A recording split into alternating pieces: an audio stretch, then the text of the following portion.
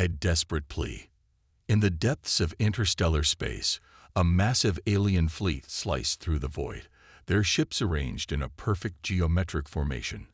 At the heart of the fleet was the command dreadnought, a behemoth of advanced technology and destructive power. On its bridge stood Supreme Commander Zaxxarin, his yellow eyes fixed on the holographic display of their target system. "Status report," Zaxxarin demanded, his voice resonating through the chamber. "All ships operating at optimal capacity," his first officer replied. "2 scout craft have reached the outer planets of the system. Preliminary scans show a primitive civilization, technologically inferior.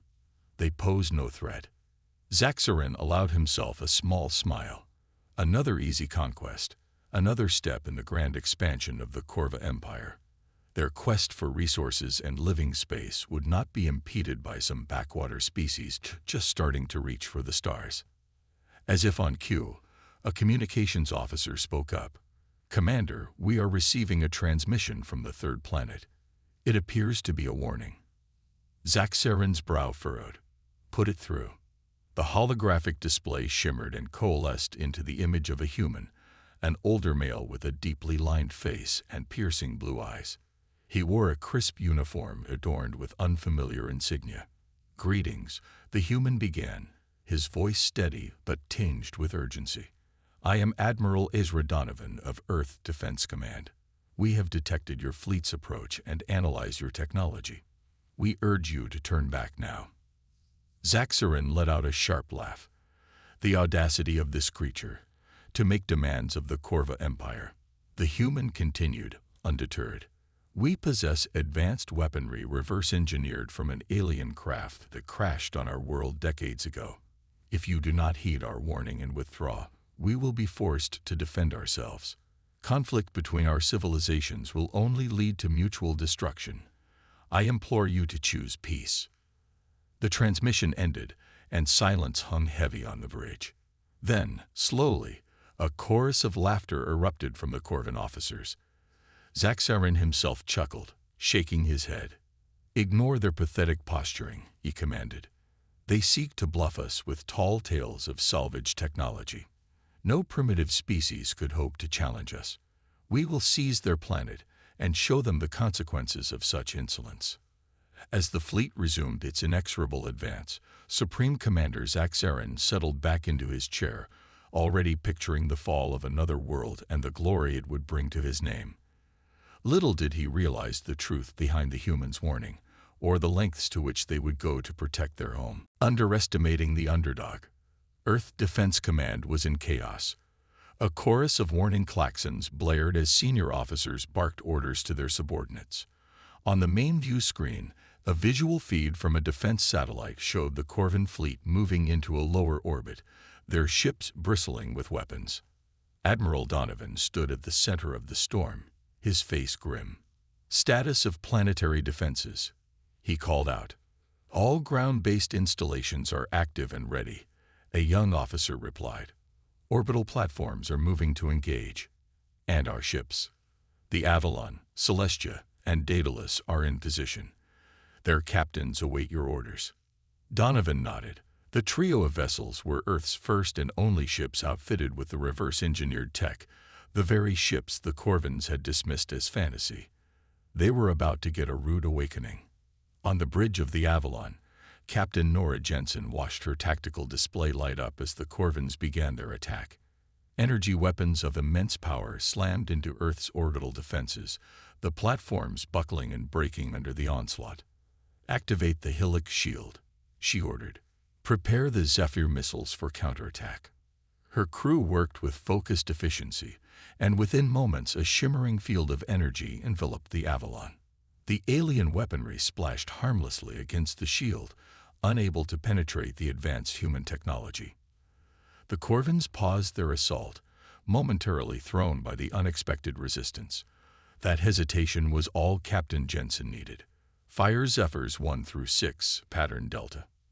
From concealed ports along the Avalon's hull, missiles streaked out, their casings inscribed with luminous sigils. They wove a complex pattern through space, evading the enemy point defense, and slipped through the Corvin's own energy screens, as if they didn't exist. 6 Corvin ships blossomed into brilliant fireballs as the Zephyrs found their marks. Similar scenes played out around the Celestia and the Daedalus, Earth's secret weapons proving their worth in blood and fire. The Corvin fleet reeled, a dozen ships destroyed in the opening salvo, their formation falling into disarray. On his dreadnought, Supreme Commander Zaxxarin slammed a fist onto his armrest, his eyes wide with disbelief. "Impossible," he snarled. "How can they possess such power? We would have detected any technology at this level." His sensor officer spoke up, fear threading his voice. "Commander, scans show no known power signatures from their weapons and defenses. This is something new." Zaxxarin ground his teeth, fury and humiliation coursing through him. He had led his fleet into a trap, underestimating the humans based on outdated intelligence. It was a mistake he would not make again. "All ships, fall back to the outer system," he commanded. "Regroup and prepare for a full-scale assault. We will crush these upstarts and grind their worlds to dust beneath our heel." As the Corvin fleet withdrew, licking its wounds, Admiral Donovan allowed himself a moment of grim satisfaction. They had bloodied the enemy's nose and bought themselves some time. But he knew this was only the beginning. The Corvins would return in force, and Earth would need every ounce of ingenuity and courage to survive the coming storm. Hidden Horizons. 30 years before the Corvin invasion, in a remote corner of the New Mexico desert, an alien spacecraft lay half-buried in the sand. Sleek and angular, it was clearly not of human design. A team of scientists and engineers, assembled from the best and brightest of humanity's minds, worked around the clock to study and reverse engineer the craft's advanced systems. It was an undertaking of unparalleled secrecy, known only to a handful at the highest echelons of power. Dr. Lena Sorensen, the brilliant physicist, led the propulsion team. She stood before the exposed drive core of the alien ship, its pulsing blue light casting eerie shadows across the hangar. "The level of miniaturization is astounding," she commented, manipulating a holographic schematic. "If we can successfully replicate this technology, it will provide a leap forward of decades, perhaps centuries." Her colleague, Dr. Marcus Reeves, shook his head in wonder. "Can you imagine the applications, not just in space travel, but energy production, computing, material science?" Lena smiled wryly. "Let's focus on understanding it first. We've barely scratched the surface." In another part of the facility, Colonel Jack Hawkins oversaw the weapons division. Battle-hardened and pragmatic, he saw the alien technology as Earth's best chance to level the playing field against potential aggressors from the stars. "I want those energy cannon prototypes operational within a month," he barked at his team. "And double the efforts on the shield systems. We cannot afford to fall behind." As the years passed, the reverse engineering program bore incredible fruit. Human scientists unlocked the secrets of advanced propulsion, power generation, and weaponry that far surpassed anything Earth had developed on its own. But with each breakthrough came the sobering realization that they were not alone in the universe, and that not every civilization might have peaceful intentions. The decision was made at the highest levels of global leadership. Earth needed to prepare for the worst. In hidden shipyards on the far side of the moon, a fleet of advanced warships took shape, incorporating the alien technology seamlessly with human innovation. The Avalon, the Celestia, and the Daedalus were the first of their kind, crewed by the best and brightest of Earth's military. And so, as the Corvin invasion fleet bore down on Earth, confident in their overwhelming superiority, they were unaware of the hidden eyes watching their every move from the lunar surface. On the bridge of the Avalon, Captain Nora Jensen watched the alien ships move into orbit, her face set in grim determination. "All hands, prepare for combat operations," she announced over the ship-wide comm. "We've trained for this moment. Time to show these bastards what humanity is made of." With a flicker of displaced light, the Avalon and her sister ships emerged from their concealed lunar berths, weapons charged and ready. The time for secrecy was over. Earth's hidden fleet had a war to win. The tides turn. The Corvin fleet hung in Earth's orbit, their formation ragged and scattered after the initial human assault. On the bridge of the dreadnought, Supreme Commander Zaxxerin seethed with barely contained rage. "Status report," he snapped. His tactical officer swallowed nervously. 12 ships destroyed, another 8 crippled. Their weapons, "Commander, they cut through our shields like they weren't even there." Zaxxerin slammed a fist against his console, the metal denting under the impact. "Unacceptable. Gather the fleet. We will crush these humans and their stolen technology into dust." As the Corvin ships began to regroup, sensors suddenly blared warning. New contacts, emerging from behind the human's moon. On the view screen, space rippled and distorted. Then 3 sleek human warships shimmered into existence, seemingly appearing out of nowhere. They bore down on the disorganized Corvin fleet like wolves among sheep. The Avalon, Celestia, and Daedalus opened fire in unison, their Zephyr missiles and Helix cannons tearing into the alien ships with devastating precision. Corvin hulls crumpled and burst under the onslaught, the advanced human weaponry bypassing their defenses with ease. Supreme Commander Zaxxerin watched in disbelief as his fleet crumbled before his eyes. The primitive humans, so easily dismissed, had not only matched Corvin technology but surpassed it. In desperation, Zaxxerin rallied his ships for a counterattack, focusing fire on the Avalon. For a moment, the tide seemed to turn as a barrage of Corvin weapons hammered the human flagship's shields. But the Avalon held strong, Captain Nora Jensen guiding her ship through evasive maneuvers even as she coordinated the fleet's assault. "Target their command ship," Jensen ordered, her eyes locked on the tactical display. "Take out their leadership, and the rest will fall."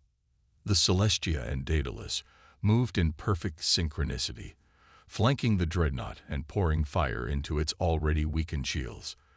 Under the relentless assault, the Corvin defenses finally gave way, and a salvo of Zephyr missiles slipped through, striking critical systems. Explosions blossomed along the dreadnought's hull as it listed out of formation, secondary detonations tearing through its superstructure. Supreme Commander Zaxxerin braced himself against the onslaught, his bridge filling with smoke and flames. "Commander," his sensor officer cried out, panic in his voice, detecting a massive energy surge from the edge of the system. "Something's approaching fast." Zaxxerin stared at the readout in disbelief. The energy signature was like nothing he had ever seen, dwarfing even the most advanced Corvin technology. And it was closing rapidly on the embattled fleets. On the Avalon's bridge, Captain Jensen frowned as her own sensors detected the anomaly. "What the hell is that?" She hailed the other human ships, concern etched on her face. "All units be advised. Unknown contact approaching. Possible new threat." As the battle raged around them, both human and Corvin alike turned their attention to the onrushing enigma, a sense of dread settling over the combatants. The balance of power had shifted, but now it seemed an even greater challenge loomed on the horizon. An ancient adversary. The unknown energy signature burned like a miniature sun on the Celestia's sensors as it hurtled toward the embattled fleets. Captain Luis Navarro leaned forward in his command chair, eyes narrowed. "Magnify," he ordered. The view screen shimmered, the image of the approaching anomaly snapping into focus. Navarro felt his breath catch in his throat. It was a ship, but unlike any he had ever seen. Vast and angular, it dwarfed even the Corvin dreadnought. Pulsing veins of sickly green energy crisscrossed its hull, and the very space around it seemed to warp and twist. "What the hell is that thing?" Navarro muttered. On the Avalon, Captain Jensen's face was grim. "Unknown vessel, this is Captain Nora Jensen of the Earthship Avalon. Identify yourself." There was no response, the alien ship continuing its inexorable advance. Supreme Commander Zaxxerin, his dreadnought crippled and venting atmosphere, stared at the new arrival with a mix of awe and dread. In the back of his mind, an ancient memory stirred, a half-forgotten legend passed down through generations of his people. "The Reapers," he whispered, the name tasting like ash on his tongue. As if in response, the alien ship pulsed with an eerie green light. A wave of energy swept out from it, washing over both human and Corvin ships alike. Systems flickered and died, engines sputtering out as if drained of power. "Report," Jensen barked, gripping her armrests as the Avalon shuddered. "Main power offline," her engineering officer reported, frantically working his console. "Shields, weapons, propulsion. They're all down. It's like that pulse just shut them off." On the Celestia and Daedalus, similar scenes played out. The advanced human ships suddenly rendered helpless. Even the crippled Corvin fleet found itself further incapacitated, their already damaged systems now completely inert. A deafening silence descended over the battlefield, broken only by the hiss of severed power conduits and the distant groans of stressed hulls. The alien ship hung in space, an inscrutable monolith, as if savoring the sudden stillness. Then it spoke. A voice, ancient and cold, echoed through the minds of every human and Corvin present. It reverberated with power, with the weight of eons behind it. "Abandon your vessels," it commanded. "Your technology, your weapons, your machines, they are an affront to the natural order. A cancer upon the cosmos. We are the Reapers, the cure for the disease of civilization." Jensen felt a chill run down her spine. "Disease? What are you talking about?" The voice continued, implacable. "For eons, we have watched, waited, culled the advanced civilizations that dared to rise, to challenge the primacy of organic evolution. Your kind, with your artificial intelligences and your reliance on technology, are an abomination. You will surrender your ships, your knowledge, and embrace the purity of a simpler existence, or face annihilation." On his crippled dreadnought, Supreme Commander Zaxxarin felt a wave of dread wash over him. The legends were true. The Reapers, the scourge that had haunted his people's past, the reason they had taken to the stars in the first place. They were real, and they were here. As the two battered fleets faced this new unfathomable threat, old enemies found themselves in an uneasy truce. The Reapers cared little for the squabbles between civilizations. To them, all advanced life was a target, a plague to be cleansed from the galaxy. The fate of humanity, of the Corvins, of every technologically advanced species, hung in the balance. In the face of annihilation, old grudges seemed petty indeed. The question remained, though, could two diametrically opposed civilizations find common ground and fight back against an enemy that sought to destroy them both? Or would they fall, divided and alone, like so many before them? Unholy alliance. In the shadow of the Reaper ship, two old enemies faced a choice. On the bridge of the Avalon, Captain Jensen hailed the crippled Corvin dreadnought. "Supreme Commander Zaxxarin, it seems we find ourselves in a common predicament." The Corvin's face, marred by a fresh scar, appeared on her view screen. He looked haggard, his earlier arrogance replaced by a grim determination. "Captain Jensen, it appears our conflict has been overtaken by events. The Reapers are an ancient enemy of my people, one we thought long vanished. It seems we were mistaken." Jensen leaned forward, her expression serious. "Then you know how they operate, what they're capable of." Zaxxarin nodded grimly. "They seek to eradicate all advanced civilizations, viewing our technology as a threat to their ideal of a cosmos ruled by pure organic evolution. They will not rest until every last trace of our knowledge, our machines, is wiped from existence." Jensen absorbed this, her mind racing. The Reapers represented an existential threat not just to humanity, but to all spacefaring life. Old grudges seemed trivial in the face of such stakes. "In that case," she said slowly, "I propose a temporary truce, an alliance against the Reapers. We pool our resources, our knowledge, and we find a way to fight back. Together."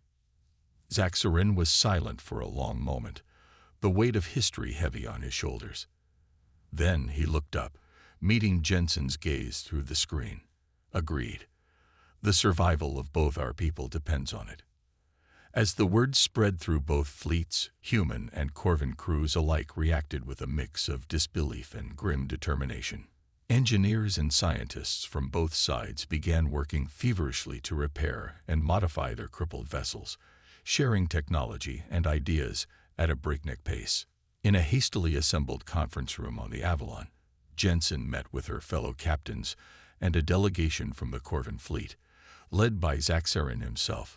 Holograms and schematics filled the air as they pored over every scrap of data they had on the Reapers. Their technology is highly advanced, but it follows different principles than ours, Dr. Sorensen explained, gesturing to a simulation of the Reaper ship. That pulse that disabled our systems, it wasn't just an EMP. It was a targeted attack designed to interact with and shut down any sufficiently advanced technology.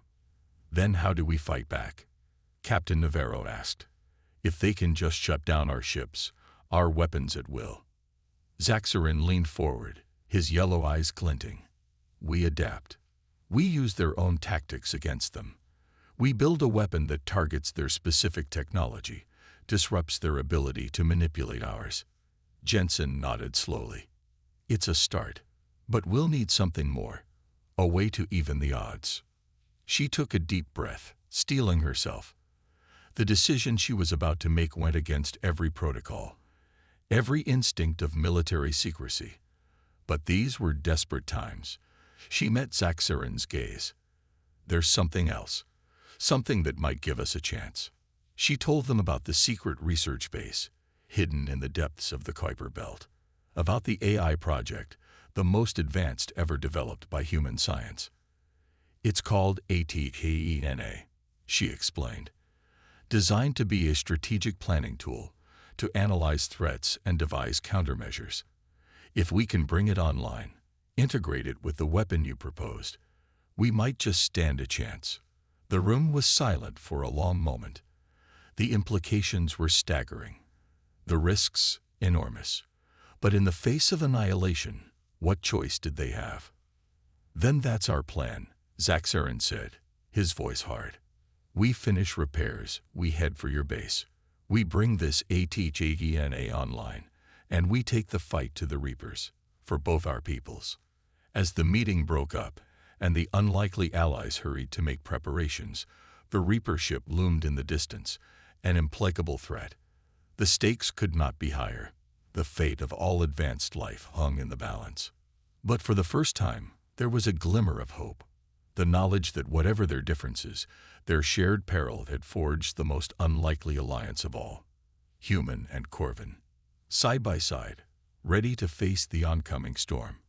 As the Avalon and the battered remains of both fleets turned their bows towards the distant Kuiper Belt, as engineers and scientists bent their efforts to the desperate work ahead, a new chapter was being written, a story of survival, of courage in the face of impossible odds.